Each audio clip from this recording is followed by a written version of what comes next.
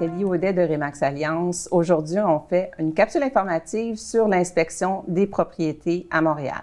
Alors, on accueille M. Stéphane Simard-Lauzeau de chez Inspection Simca et Thomas Stravopoulos, j'espère que je l'ai dit bien comme il faut, un partenaire de M. Simard chez Inspection Simca. Alors, mes questions, bonjour à vous deux. Bonjour. Merci d'être là avec nous aujourd'hui.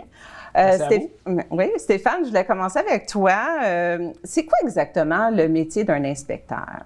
Un inspecteur en bâtiment a pour but de faire une inspection visuelle et non exhaustive d'une propriété. Puis le but premier, c'est de donner un portrait global au client sur l'ensemble de la propriété, sur la sécurité, sur les matériaux qu'il y a de la construction, puis sur la dépréciation qu'il y a sur les matériaux et l'entretien qu'il y a à faire dans le futur aussi.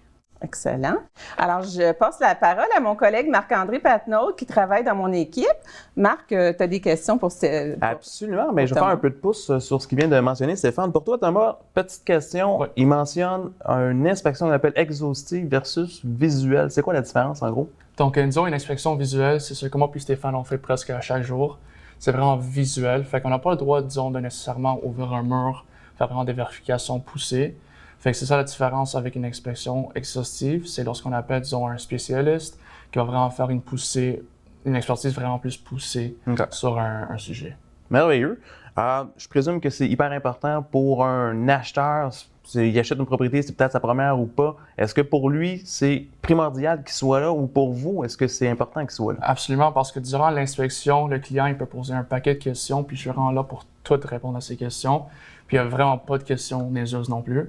Okay. Fait que s'il y a des questions sur l'entretien du bâtiment, le bâtiment en général, il peut poser toutes les questions. Et en plus, suite à la lecture du rapport, je suis toujours là pour l'aider aussi.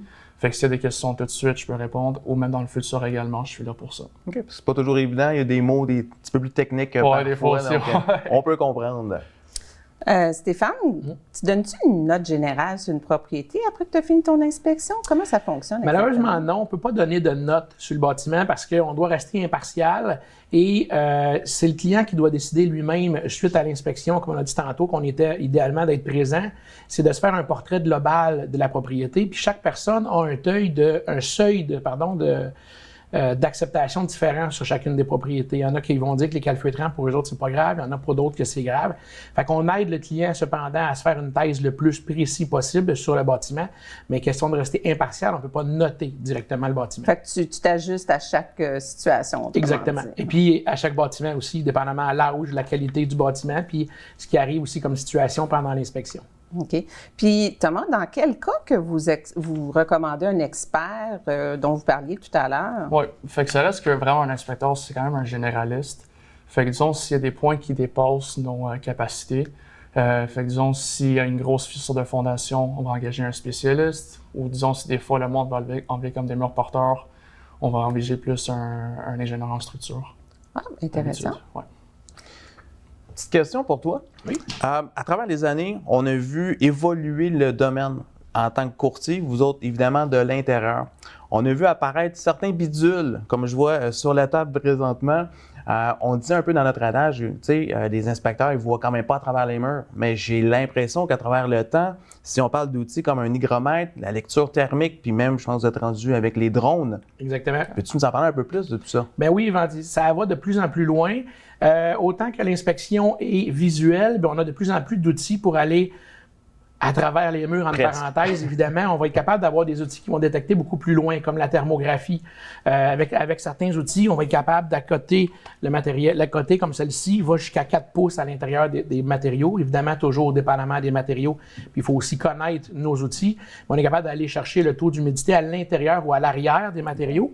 Et on a des outils comme ceci qui vont être capables de lire l'humidité ambiante, qui a une caméra aussi thermographique intégré, puis qui va aller nous aider à détecter ce qu'on ne voit pas nécessairement en surface. Okay. Donc, un différentiel de température qui peut cacher soit de la moisissure, soit de l'eau et d'autres substances qui vont être en arrière. Ça va être du froid, du chaud. Et là, il faut aller avec d'autres outils, mais au moins visuellement, c'est des choses qu'on ne voyait pas à l'œil, qu'on est capable d'avoir de plus en plus. Et aussi, si on va pour les drones, mais évidemment, selon notre profession, puis selon aussi la logique, il y a certaines toitures qui sont soit trop abruptes ou soit trop hautes, qu'on peut malheureusement pas monter. Ou, je vais prendre comme exemple les triplex ou les duplex dans la ville de Montréal. Souvent, il y en a qui n'ont juste pas d'accès. ou que c'est vraiment trop haut. Et là, on est capable avec les drones d'aller tout simplement scanner les toitures puis d'avoir déjà une très, très bonne idée de l'ensemble de la toiture. Bien, je vous ai vu faire à un moment donné, honnêtement, c'est très impressionnant. Puis autant que l'hiver, si je ne me trompe pas, ça peut être fait. Bien oui, exactement. Donc, pour les pertes de chaleur sur les toitures aussi. Puis de toute façon, on est capable de lire le bâtiment. Le but, c'est tous ces outils-là, c'est d'être capable de lire et de comprendre le bâtiment au maximum. Et de plus en plus, on en a, c'est sûr et certain, qui nous aident à faire le métier. Bien, c'est vraiment fascinant, honnêtement. OK. Thomas, de ton côté, on entend souvent parler de la pyrite. Oui. C'est quoi exactement, puis ça se trouve où exactement? C'est une matière qui peut endommager beaucoup une propriété. Alors, parle-moi un petit peu de la pyrite. Donc, d'habitude, la pyrite, on la trouve dans le remblai d'une dalle de béton. Puis c'était vraiment fréquent des années 70 jusqu'à la fin des années 80. OK. Puis c'est vraiment comme une petite roche qu'avec le contact de l'eau, ça éclatait tout de suite. Ça fait comme un effet popcorn, Oui, non? en effet, c'est ça. Puis disons, les indices qu'on trouve assez souvent avec la pyrite sur les dalles de béton, ce serait soit que vous avez comme des petites montagnes, façon de parler avec la dalle, ou sinon, c'est la dalle qui est vraiment éclatée, ou des fois, on voit également des fissures en étoile. Fait que c'est vraiment une fissure qui part de chacun des côtés un peu partout. OK. Puis on peut le trouver vraiment un peu partout, fait que soit dans les plex ou les condos, même les maisons, c'est assez fréquent. Puis le coin qu'on en parle le plus souvent, ce serait la Rive-Sud. Mais il y a aussi des coins, disons, l'est de l'île de Montréal, puis l'ouest également, qu'on peut en trouver des fois également. Fait que tu trouves ça dans tout type de propriété, si je comprends bien. Puis c'est surtout Rive-Sud. Moi, j'en ai déjà vu à Longueuil, justement. Ouais. Ma pauvre tante, elle avait eu un gros cas. Alors, il a fallu qu'on détruise tout le plancher au complet puis refaire le remblai en dessous. Ça peut coûter beaucoup de sous. Quand même, oui. Alors, c'est important de bien le détecter quand on fait une inspection. En effet. Excellent. Petite question pour toi, Stéphane. Des questions que j'ai de la part de mes clients qui peuvent paraître un peu banales, mais quand même. C'est quoi la différence entre une simple cave ou un sous-sol, une cave de service, en fait? Un vide sanitaire, Bien, finalement. vide sanitaire, cave de service, c'est similaire. Ça va dépendre. Mais il y en a qui ont des acronymes un peu différents pour dire est-ce qu'ils sont habitables ou non. C'est sûr que la grosse différence, c'est qu'un sous-sol, tout simplement, c'est habitable. Okay? C'est un air qui est disponible pour habiter à l'intérieur. Pas nécessairement des chambres, mais on peut y aller. Puis d'habitude, on l'image tout simplement par une cave en béton ou tout simplement propre qu'on peut se promener debout. Quand on tombe dans une cave de service, généralement, soit gérée à moitié, souvent en terre ou souvent en gravier, dépendamment des années, l'entretien qui a été fait dessus, mais ça reste un endroit où ce qui est là pour faire du service. Donc, tout ce qui est tuyaux, l'aqueduc, tout ce qui est électricité, ventilation va passer dans ça. Fait que la différence réelle, c'est habitable, non habitable. Et je présume pour vous, ça fait une bonne différence lors de l'inspection Exactement, aussi. exactement. Puis souvent, dans beaucoup de cas, une cave de service, ça a souvent été un chalet ou une maison qui a été montée, qui va devenir une cave de service, qui va devenir tranquillement avec les années un sous-sol. Okay. Mais je dirais que la majorité de ce qu'il y a à regarder est très important dans les caves de service. OK, bon. Moi, j'ai une question concernant ça. Excuse-moi, je sors d'un peu du sujet. Parfait. Si une personne creuse dans une cave de service pour créer une pièce, est-ce qu'il y a des vérifications à faire en tant qu'inspecteur? Oui, exactement. Bien, il va y avoir beaucoup de vérifications. La première question va être, est-ce que ça a été fait par un ingénieur? OK. Parce qu'il ne faut pas oublier que ça fait des années où que la maison elle est appuyée sur des colonnes ou des pieux. Exact. Et avec les années, ça s'est tapé, ça s'est placé. Et là, on va décider de creuser dans le centre. Donc, on va déstabiliser tout ce qui est fondation. Dans beaucoup de cas, on va, dans le meilleur des cas, on va dire avec une compagnie, lever la maison, creuser, faire une fondation, puis rasser la maison. Ça, c'est la bonne méthode. Je ne dis pas que l'autre méthode n'est pas faisable, mais de l'autre méthode, si ça a été fait de méthode artisanale, il va y avoir beaucoup de vérifications à faire pour s'assurer que ça ait bien été fait selon les règles de l'art qu'on appelle et que la maison n'a pas tordu puis elle a été bien assise. OK. Merci, je suis désolée. Il n'y a pas de problème. On est là pour ça. Oui. Petite question pour toi. Ça ne doit pas faire 20 ans déjà que tu es inspecteur, mais je suis convaincu qu'il y a quand même déjà des petites choses qui reviennent un peu plus sur les propriétés, les petits bobos fréquents. Ouais. Peux-tu nous en dire un peu plus? Ce serait le top, pas 5, là, mais ceux qui te reviennent le plus souvent. Fait, disons, le plus gros point pour l'extérieur, on s'entend, c'est le support caulking qu'on appelle. Fait que ce serait le calfeutrage ou le silicone. Fait qu'au porto des portes et les fenêtres, ça arrive très souvent. Même les maisons neuves, des fois, ils en oublient.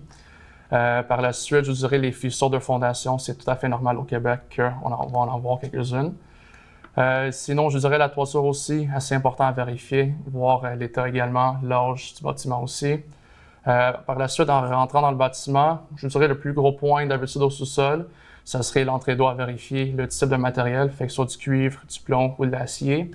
Ensuite, les panneaux électriques, très important également. En plus que côté assurance, des fois, ils sont pas si contents avec certains modèles. Il y a des modèles, quand on entend aluminium aussi, ça fait ça, toujours peur. c'est Ah ça. oui.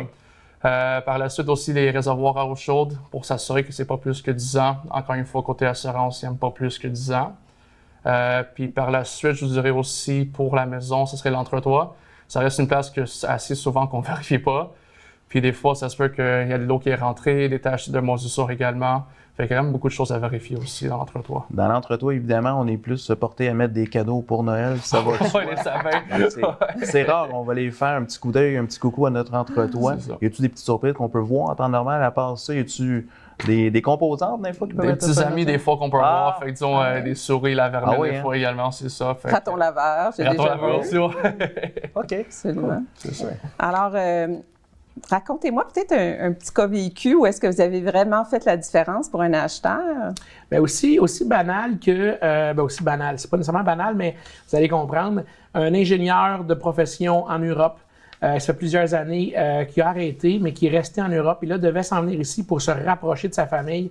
Et c'est quelqu'un extrêmement picky, pointilleux sur plusieurs choses, pas capable de se trouver de maison.